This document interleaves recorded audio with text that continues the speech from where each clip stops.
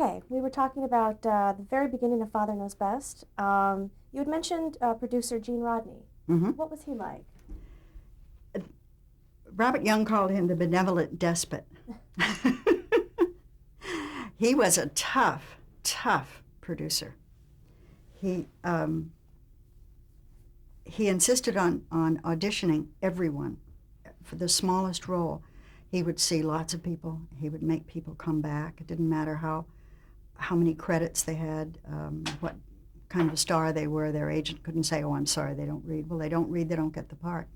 They pretty much like the way today's television is. And he wasn't fond of me particularly. It wasn't until many, many years later, when I was married to Harry Ackerman and I had more of a longer lasting career and went on to do other things, that he became very proud of me and was like his discovery, and it was really very grandpa-like to me. But during the making of Father Knows Best, he was very tough on me. They didn't think that that I had a career. Jane Wyatt and I are still good friends, and she has said that she and Bob used to sit around and they talk about, what a career Lauren and Billy had in front of them. They really thought, and Billy should have had. I don't know quite how his got derailed, as should Lauren. But they said, "Oh, poor little Elinor, what she's going to do, get married and have children and forget about it." And then, wonder of wonders, I was the one that went ahead and continued to work. But anyway. You mentioned Robert Young was also a producer. What did he do on the set as a producer compared to Gene Rodney, who was really calling the shots behind the scenes? Gene Rodney. Even Robert Young couldn't change a line. We couldn't change one line of dialogue, one word. Forget a line. If we came up to a sentence during rehearsal and it was a little bit awkward, Robert Young, if it was his line, would have to go to the phone and ask Gene if he could say "and" instead of "but." I mean, it was that crucial. And he knew every word in that script, and every word was golden. We had 3 writers. Please don't ask me their names. And each one was responsible for a particular script instead of teams of writers like they have on shows today. And those shows were gone through with a fine-tooth comb by Gene Rodney. So by the time we got the script, that was the script. There were no pink pages, yellow pages, blue pages. Forget it. That was it. He was also very on the money about how we were to look. We had our own wardrobes, just as you or I have clothes that are hanging in our closet, and we wear them until they either wear out or we get tired of them or they're out of style. That's what we did with our wardrobe. Instead of each week a new bunch of clothes coming in to dress the lead players, I had a wardrobe. I had 2 skirts and 2 blouses and a sweater set and a dress and 1 pair of shoes. And that was it. And I wore them, and I wore them, and I wore them. And when I ran off and got married 2 years in, they let one of my dresses out. So when I got pregnant, and then they took it back in again. I was very tired of that dress after 4 or 5 years. Made it a little bit more realistic, though, like an average teenage girl's wardrobe. The audience would recognize the Sure, outfits. yeah, I think it made a lot of sense. It really did. Interesting. Well, describe Betty. What was she like? What were her characteristics? Well, she was the antithesis of me, I think. She was always very sure of herself and kind of positive and was take charge, and she knew how to do it, and very, very emotional, and I was much shyer person, quieter. And it was kind of fun to be Betty. What went into your preparation for that role, since she was so unlike you? Well, I was an old 16-and-a-half-year-old when I was casting the part, and Daddy Dick and Aunt Esther lived in Beverly Hills. So I went to live with them for 6 months. It was going to be at least, I was 17 and a half before we ever went into production. It was a long time before we started. And I grew my hair out, hence the ponytail. And I went to Beverly Hills High School, and Aunt Esther went there and enrolled me and said that I was their foster daughter and that I was actually going to be researching for a television show, and that I was already out of school, which I was. We had bought my diploma from the other place, got a loan. Actually, NTG, Nils Thor Granlund, had co-signed this loan so we could pay back the money to the loan. It was private school and get me out. Yeah, it's a whole nother story, so that I could work long hours. Then it turned out I couldn't work long hours anyway because I was still under 18. But I wasn't going to school. And so I went to Beverly Hills High School with the provision that I could take classes at any grade level that was comfortable for me, but just as long as I took a full day. And so some things, because I had kind of a sketchy school career, even though I was in maybe sophomore age, I was taking freshman English, freshman French, things like that. I took other classes, senior drama, for instance. I had a drama class. But I took the whole, and it was fun. I got to be a teenager. And I went to my first and only dance, a prom, and a sock hop, and I went to a football game, and the things that I had never done before. And I think it brought me down a few years, and because actually at night I was dancing in a chorus line, and I worked for the Morrow Landis Dancers, and so I was a chorus girl, high kicking in a long line of 32 girls at night, and then going to school, and learning how to be a teenager in the daytime. What was Betty's relationship with her parents? Oh, I think terrific.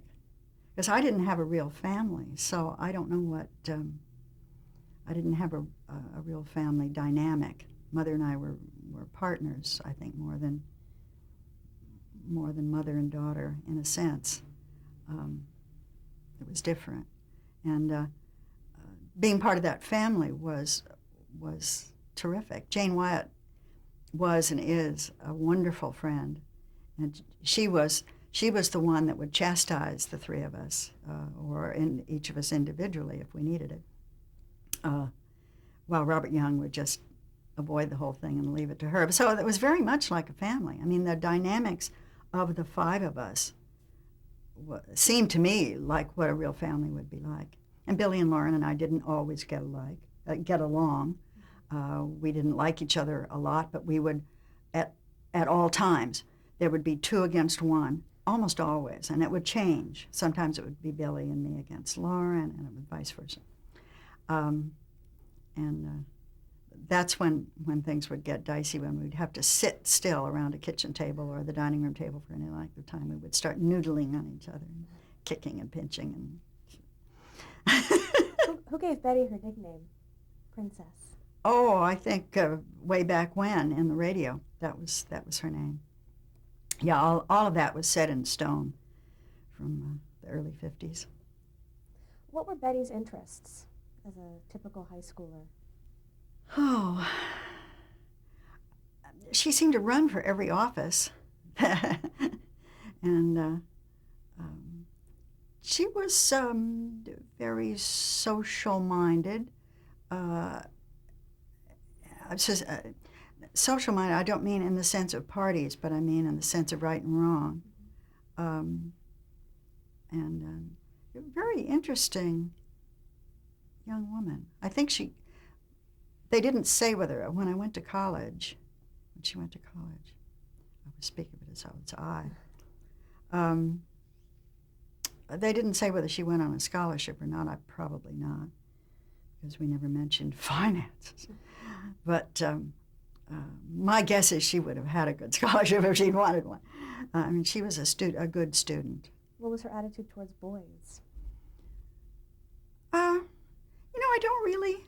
I don't. She had a lot of beaux, but not too many boyfriends. That was a Gene Rodney thing, where Betty wasn't to have a boyfriend. Every now and then there would be a boy that I guess he liked that he would bring in a second time, but very, very, very rarely. I mean, you could name almost any actor in the 60s and 70s, and he was at one time he got his start as Betty Anderson's boyfriend. There were a lot of them. So I guess she wasn't real serious about boys.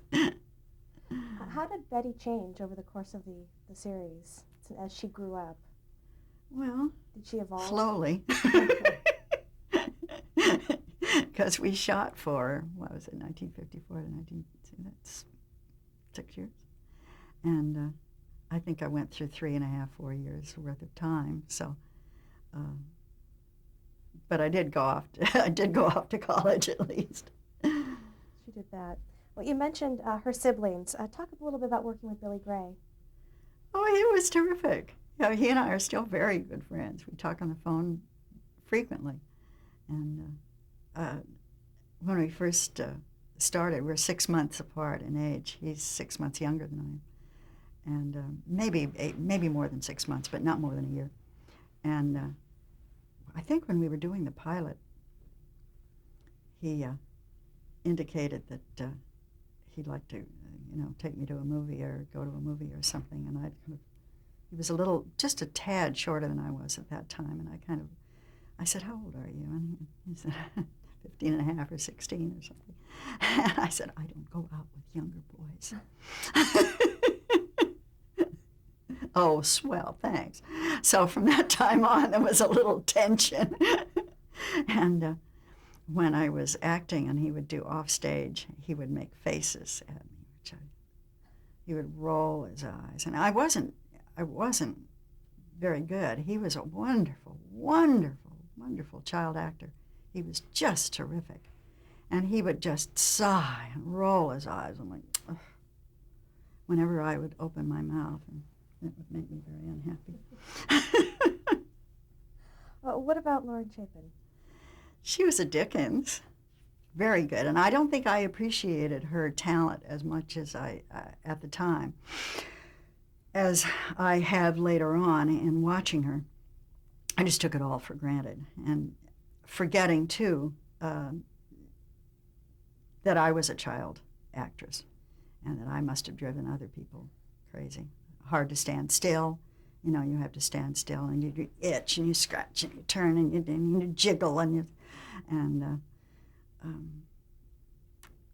there were times when she was just being a little girl, but I was also being a teenager. So there were times when we didn't get along. But for the most part, yes, we did. For the most part, it was like a real family. I mean, we weren't mean to each other. We weren't nasty to one another, ever. I don't think that Robert Young or Gene Rodney would have put up with it if we had been. And, we were all in there for the long haul, and close, really close. When I say, we niddled at each other, it was nothing major. What was a typical production week like for you? Well, until I was 18, which was shortly after we started filming, the day of my 18th birthday, they brought in a cake at 5 o'clock, sang happy birthday, and said, "Ha, now you don't get to go home. Now you work late like the rest of us." So it was 6 o'clock in the morning until 7:30-ish at night. They were long, long hours. I mean, I went in the dark and came out in the dark.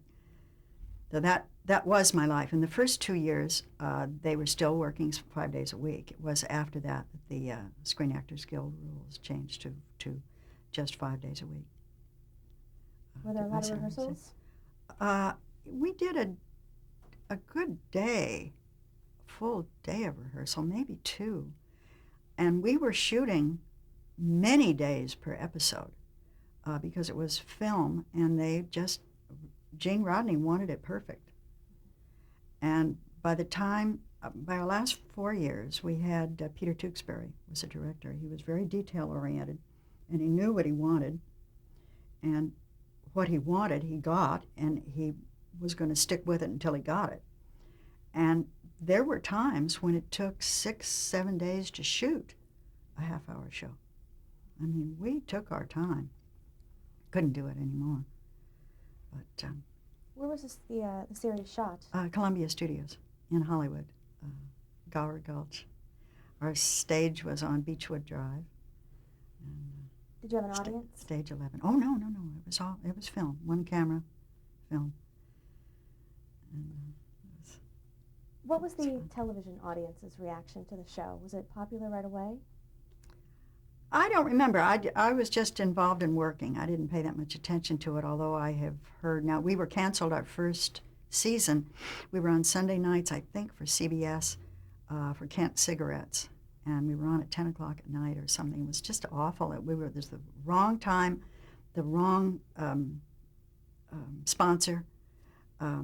It was just wrong, and we were off, and we were brought back. So it must have been popular right away with somebody. We were brought back by popular demand and picked up by NBC, I think. And we had Procter & Gamble. It was one of our sponsors, and later on it was Kleenex and some paper product. The Scott Paper Company. I remember they were very good sponsors.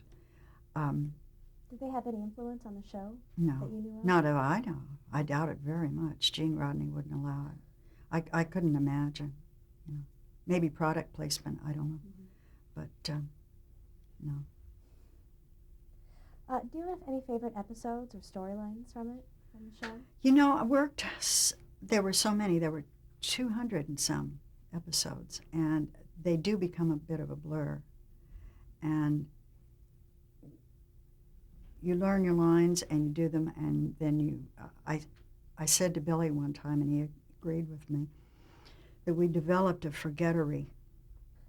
You have to learn how to just completely forget, because when you're playing the same character, their reactions are going to be similar to a certain situation, and if you don't completely wipe away that last week's episode, you're going to get awfully confused.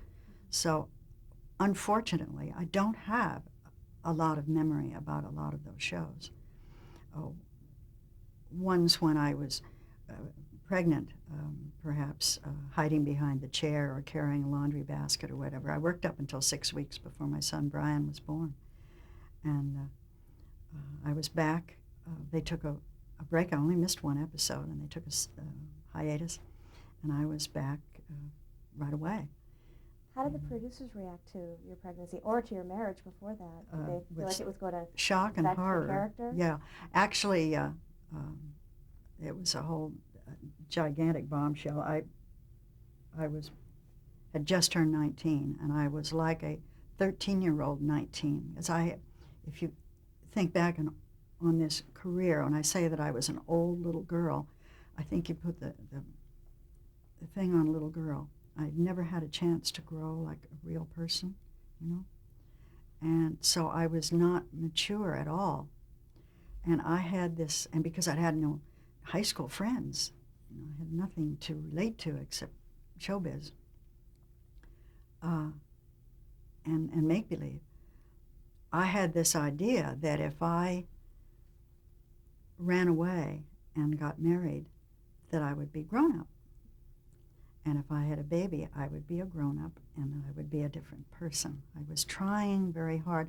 Like teenagers will go through phases with their parents and testing and so forth. I just took this big leap, and I had decided.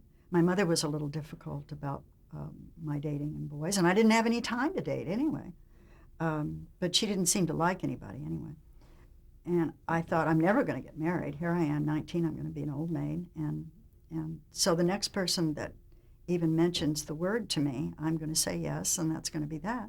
And it was Dick Smith, who was one of the sound men on the show, on Father Knows Best. And we had gone to see a movie, and he whispered in my ear, I love you, and I'd like to marry you. And I said, okay. And he said, oh, okay. When do we do this? I said, I don't know. When do you want to do it? I had no idea about anything. And when I say anything, I mean anything. So we ran away a couple weekends later to Las Vegas and got married. And it was a big shock. So everybody assumed that I had run off to get married because of being, pregnant. But that was not the case. And Robert Young, that first morning, had his arm around me and he whispered me, he said, "Are you all right? Are you all right?" And I said, "Oh, yeah, I'm fine." Nearly a year later, I had Brian. But, So you said they had to work around your pregnancy with the costumes. Oh, yeah. There wasn't any question of my not doing it. I mean, I was going to. Gene Rodney had picked out an outfit for me to wear, and he was being very good to me, clothes-wise, and it was a very handsome skirt from I. Magnum, which was a very Tony store at that time, and a cashmere sweater set, beautiful. And he waited too long for me to wear it, and I couldn't get into it. I wore it when I came back. But he had decided, Mr. Rodney had, that I was going to go off to college at that point. He didn't want me on the show. He was very upset with me, very angry. And I think, to a certain extent, so was Robert Young. And so when I had Brian, and I thought that was it, I was finished with the show, I went and I cut my hair off. And I cut it real short, kind of like it is now, because it was easier with a new baby to have real short hair. And I was perfectly happy, truth to tell, just being a mommy. And it was a wonderful few weeks of time with that baby. And then Miss Messenger called me and said, "You're going back." And I went, "What?" I said, "But I cut off my ponytail." She said, "Don't tell them, just show up." She hadn't even known. I hadn't told her either. And so I showed up. That was a big shock. So there was nothing they could do but use my short hair. So there are a few episodes of me with kind of shortish hair. Did they ever use a wig or anything like that? Eventually, I was getting to that. They fashioned a ponytail, a false ponytail. And so there was a fluffy front part, but this ponytail was sort of glued to the back of my head.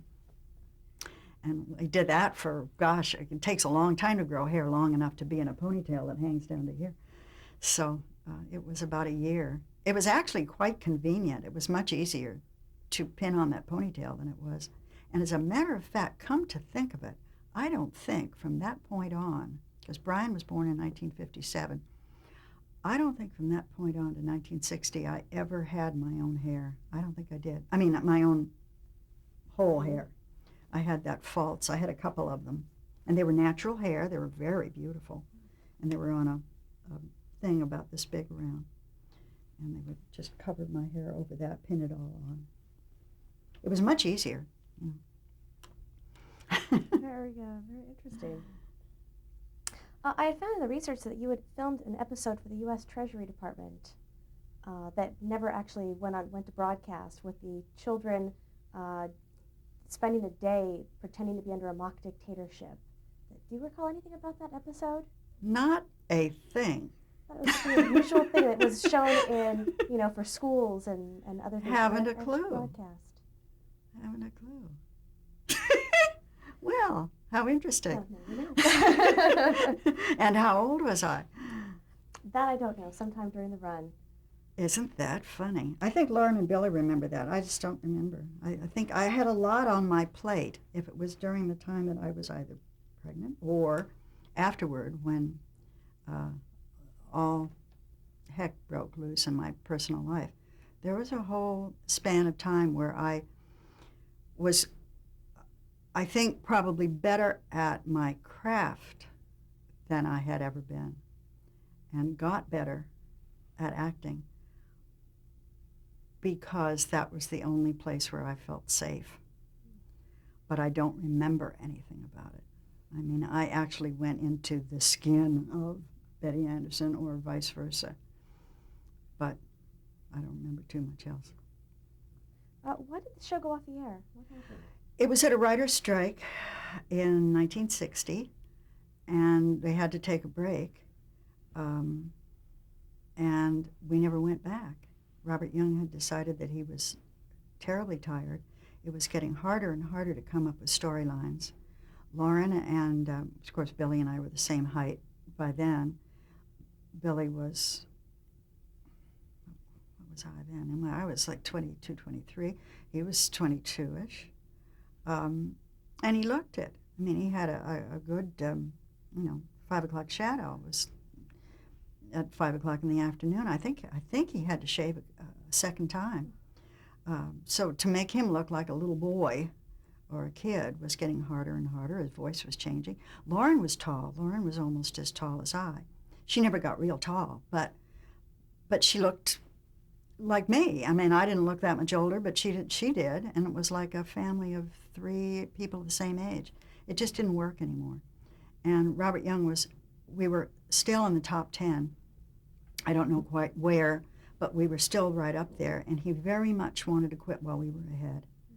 Jane Wyatt was very tired of doing the show, and she was tired of saying the same thing over and over, and the "Hi, honey, I'm home," and standing in the kitchen in an apron, and she didn't need the money, and she had 2 young sons, and she had and has a very lovely home in Bel Air, and wanted to, enjoy her life, and so they all agreed, the 3 of them, that we would not return.